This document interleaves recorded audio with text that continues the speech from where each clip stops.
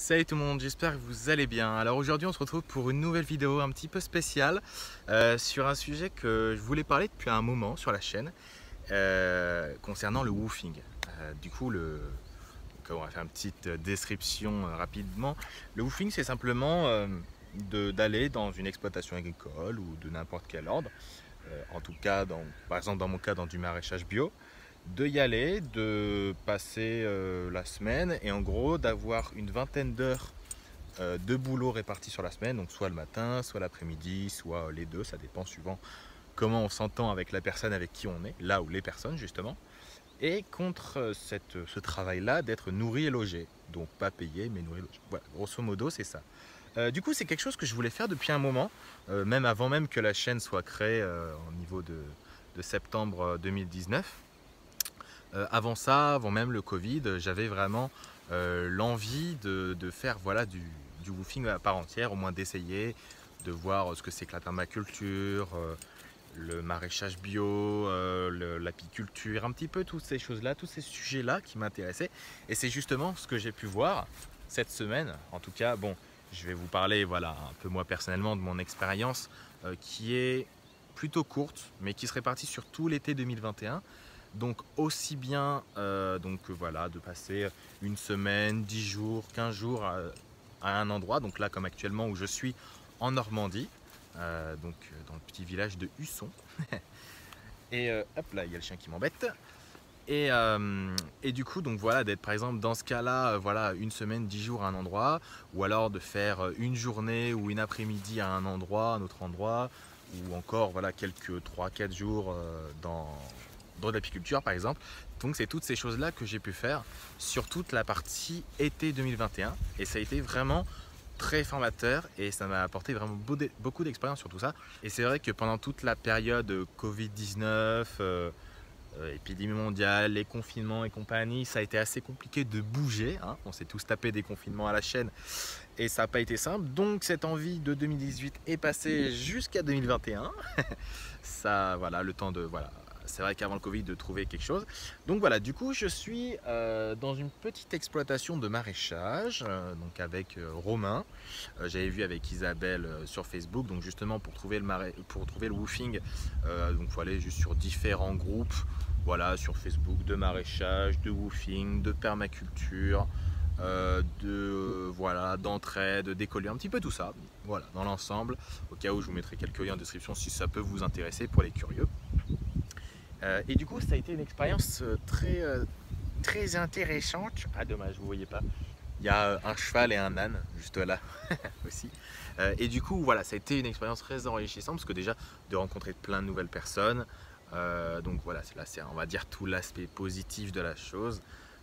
Il y a après les aspects un petit peu négatifs dont on parle pas forcément toujours ou rarement, mais qui sont quand même existants. Le fait d'essayer d'avoir un certain rendement sur l'exploitation, le stress d'être dans une relation et avec une personne soit qui comprend ça, soit qui comprend pas ça, mais où voilà, l'entraide est constante et du coup il peut y avoir des tensions par rapport à tout ça, par rapport à des cultures qui émergent pas, par exemple des plants de tomates lancés, une culture qui se fait pas.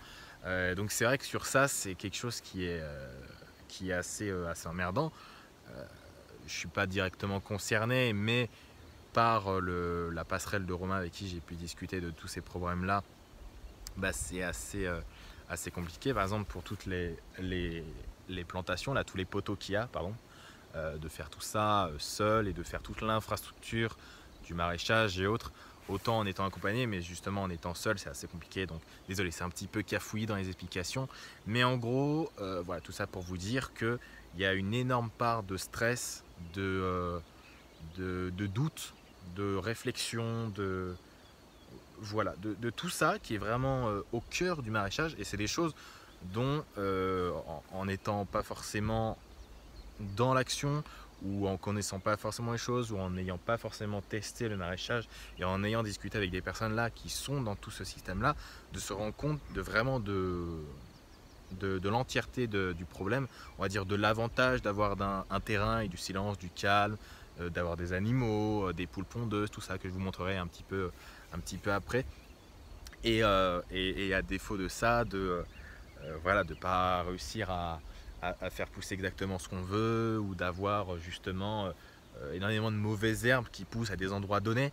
Mais en même temps, ce qu'il faut se dire, c'est que quand tu as un terrain qui est resté pendant des années des champs, vraiment où il n'y a eu aucune culture, et de là d'essayer de faire de la culture, dans un sens, c'est obligé que le champ se dise bah non, on va pas faire pousser ce que tu veux, parce que voilà, à un moment, il faut le temps d'adapter le terrain, de faire un potager, excuse-moi, de faire du compost, de voilà, rajouter du paillage, du voilage, un petit peu comme tout ça.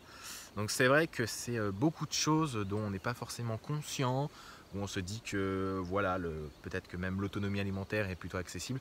Et c'est vrai que sur l'expérience de maraîchage, de woofing, de tout ça, ça apporte vraiment beaucoup de choses. Et c'est vraiment très plaisant, en tout cas, d'avoir testé ça. Donc autant sur l'échange humain que sur les connaissances partagées, que sur le fait voilà, de voir de nouvelles choses, dans mon cas de passer de la Savoie à la Normandie, voilà, de l'ouest à l'est, enfin de l'est à l'ouest, excusez-moi. Donc voilà, vraiment de voir de nouvelles choses, de nouvelles personnes. Donc vraiment très bonne expérience. Je conseille fortement à toutes les personnes qui sont intéressées par le woofing et la permaculture et tout ça, de s'y intéresser, d'aller sur les groupes, de demander, de se proposer en aide pour voilà, aider une semaine, un mois, 2 mois, toute une saison. Ça peut être voilà, vraiment très bien, je vous conseille fortement. Autant pour avoir de l'expérience personnellement sur ça, que d'aider ceux qui sont dans le besoin et qui ont besoin d'aide pour se développer, pour développer toutes ces infrastructures-là qui ne se font pas en un claquement de doigts, mais plutôt en des années. C'est comme pour tous les arbres fruitiers, ils mettent des années à pousser et à avoir un rendement. C'est pour ça que quand il y a des catastrophes naturelles, c'est d'autant plus compliqué pour les fermiers, les maraîchers et compagnie, d'avoir des productions et de revenir à quelque chose de normal. Donc c'est vrai que sur tout ça, c'est assez compliqué. Je vais vous montrer un petit peu différentes choses dans toute l'organisation, tout ce qui s'est passé, ce que j'ai pu faire.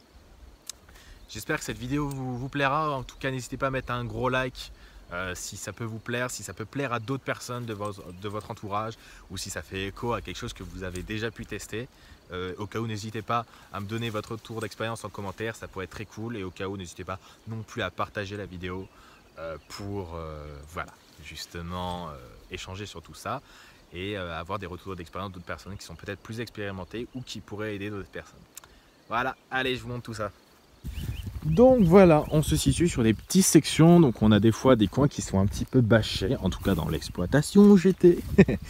Après on a des petits tests de pousses, donc comme vous voyez là, on a des rayons, des rangs de patates et autres qui ont poussé, un petit peu d'autres essais divers et variés, avec des choses où on a justement énormément de mauvaises herbes qui ont pu pousser, avec le petit chien. Et également des choses qui, comme là, quand je suis arrivé, où j'ai commencé là-dessus, où par exemple on avait tout un terrain, un bloc, donc peut-être une vingtaine de mètres carrés, qui était complètement bloqué par des mauvaises herbes, un petit peu comme là, ou comme ce qu'il y a là. Et du coup, donc, de complètement enlever les mauvaises herbes, en tout cas le plus gros, en essayant d'enlever le plus gros. Et comme vous le voyez, par exemple, c'est des pommes de terre qui sont sur des petites buttes, hein, donc en lien avec la permaculture, donc de vraiment faire des buttes avec les pommes de terre ou d'autres légumes ou différents mélanges de légumes. On a également ici par exemple ce qui a été fait cette matinée, toute une partie voilà, avec des poteaux en bois plantés, une corde sur le dessus, un petit maillage pour que justement les pois ou les haricots en question montent sur toute la partie de maillage et poussent sur l'intégralité, de pouvoir faire une récolte complète sur toute la longueur. Donc comme vous le voyez, ça a plutôt un beau rendu, hein, on a quelque chose, en tout cas on est vraiment sur les premières expérimentations en tout cas sur ça.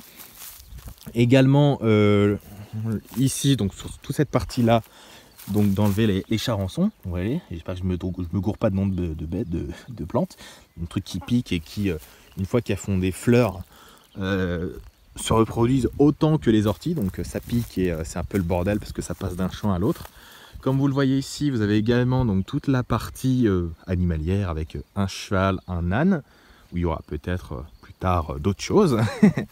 Donc voilà, en tout cas on est sur des petites sessions comme ça, donc voilà, haricots, pommes de terre, des bouts de chemin qui sont faits, du bâchage avec de la paille sur le dessus pour qu'ils pourrissent un peu et qui par exemple dans le cas présent, donc je pense qu'on a terminé cet après-midi, toute cette partie là qui est donc en double, je sais pas si on peut dire en double voilage entre guillemets, mais un double écart, donc avec une double ligne de petits pois, donc sur toute une longueur, donc voilà, sur 10 mètres de long comme ça, vous voyez, et avec justement le fait que les petits pois poussent à l'intérieur sur toute la partie, sur chaque côté, là, désolé si je trouve pas mes mots, et du coup avec tout du paillage qui a pourri un petit peu à l'extérieur, et justement pour avoir voilà, les échanges d'azote, de carbone entre le sol et la terre et compagnie, entre le sol et les plantes. J'ai pas toutes les infos, n'hésitez pas à vous référer à des livres de permaculture. Et comme vous le voyez ici, on est vraiment sur la plus grosse partie qui a été faite, en tout cas, où quand je suis arrivé c'était déjà fait. Donc où vous avez des petits pois, des haricots verts, des haricots bleus, des haricots violets, ici une fucking rangée de carottes et des petites fraises.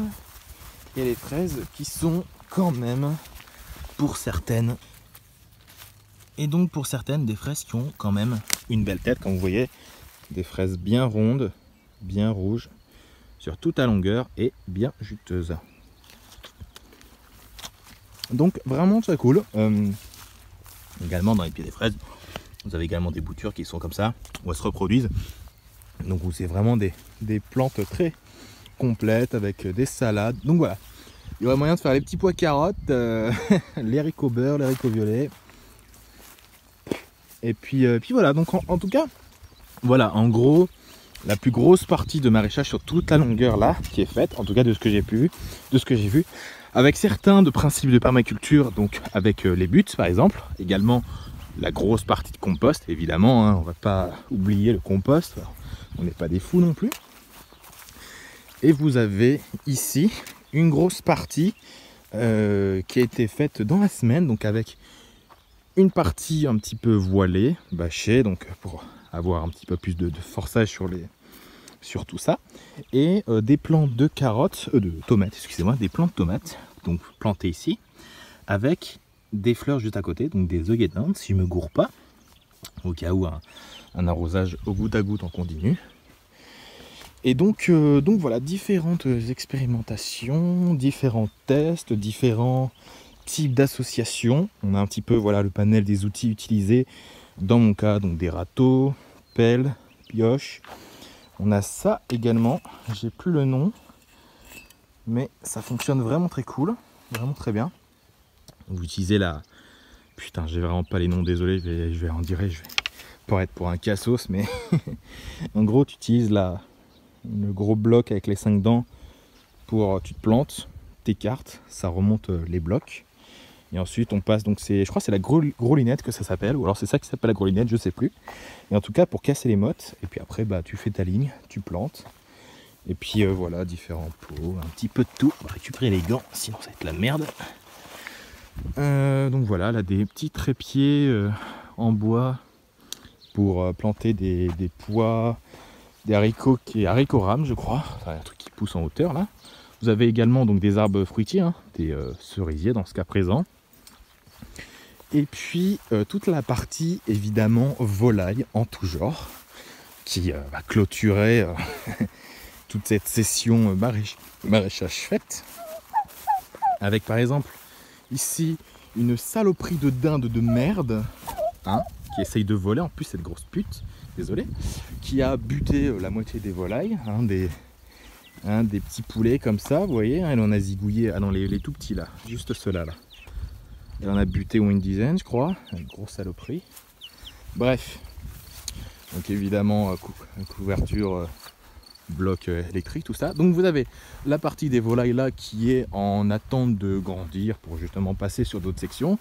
Vous avez la partie de comment dire, de cabane pour chevaux et ânes, en tout cas, non, cheval je crois, ouais là ils sont dans les deux dans le truc, mais surtout cheval pour récupérer le fumier avec la paille et compagnie. Et je vais vous montrer la petite section qui est juste là-bas où vous avez la caravane et on va terminer la visite. on a évidemment un petit coin à semis avec différents tests et différentes choses qui sont en attente de pousser. Donc on a par exemple des tomates, du céleri, des courges, des betteraves. Au cas où, donc voilà, betteraves, courges, tomates, là je sais pas, peut-être des oignons ou de l'ail, je sais pas trop. Du maïs, évidemment. On a 2 grosses serres donc, qui sont en attente de bâchage et de fixation au sol parce qu'elles se sont barrées loin à la dernière tempête, donc c'était grave la merde. Et du coup, pour terminer, on a une deuxième section un petit peu plus ancienne, donc avec différentes variétés. On a de la menthe, des salades, des poireaux et des oignons qui sont en attente de fleurir, enfin de germer pour avoir des graines. Et tout ce qui concerne principalement les courgettes. On a certaines qui commencent déjà à fleurir et c'est quand même bien cool pour ça. Et vous avez ici le gang des poules pondeuses qui sont assez bruyantes, surtout les coqs. On en a un là et l'autre qui est là-bas. Et du coup à l'intérieur on a différents étages avec la ponte et les œufs à récupérer le matin. Donc ça fait quand même une bonne dizaine ou une bonne trentaine d'œufs par semaine, donc ça envoie bien. En tout cas des fois de matinée en avoir 6-7. En tout cas dans ce cas présent c'est des vieilles poules, si on peut dire, désolé du terme, mais des poules un petit peu âgées, des poules pondeuses qui devaient partir à l'abattoir et qui ont été récupérées. Les coqs, je sais pas trop, on m'a pas dit, pas demandé plutôt. Et puis voilà, des poules qui font quand même des œufs, mais moindres que les cadences effrénées, on va dire, des principaux fabricants d'œufs. Voilà. Du coup, sur tout ça, j'espère que la petite visite avec les petits tests, tout ce qui a été annoncé vous aura plu. N'hésitez pas, comme je vous l'ai dit à la moitié de la vidéo, à me le dire en commentaire, au cas où à mettre un gros pouce en l'air, un gros like pour me soutenir dans ce genre de projet, pour au cas où aller voir peut-être dans une prochaine vidéo un apiculteur par exemple, ce qui pourrait être très très très cool. Le beaucoup trop jour dégueulasse, désolé. Et puis évidemment, n'hésitez pas à me soutenir au cas où en vous abonnant. Ça paraît peu, mais quand on est à moins de 1000 abonnés, chaque abonnement et chaque désabonnement fait mal, ou du bien. Et ça, on va pas dire que ça pèse sur le moral, parce que c'est pas une activité principale cette chaîne YouTube. Mais voilà, ça fait quand même plaisir d'avoir des abonnements, donc n'hésitez pas à le dire si vous êtes abonné de nouveau, enfin si vous êtes nouvel abonné plutôt. Et également je pense que je lancerai une chaîne secondaire sur un truc complètement à l'opposé de cette chaîne YouTube même, mais je vous ferai la petite présentation de tout ça. Et c'est un projet que j'avais lancé il y a quelques années qui avait plutôt bien fonctionné, donc je pense que je vais me relancer là-dessus, mais ce sera un truc tout simple, là, vous inquiétez pas, il n'y aura pas de montage et compagnie, mais ça pourrait être très drôle. Et bien en tout cas n'hésitez pas à cliquer sur une de mes autres vidéos. Vous avez 2 vidéos là au cas où pour voir ce que j'ai pu faire, donc sac d'évacuation ou autre, je ne sais pas trop, il y a tellement de choses que j'ai faites sur la chaîne et tellement de choses qui viendront sur la chaîne, des questions. Et puis j'espère qu'on va bientôt arriver aux 300 et 1000 abonnés. Ensuite 1000 abonnés, ce qui serait très cool. Allez, sur ce, à une prochaine, ciao.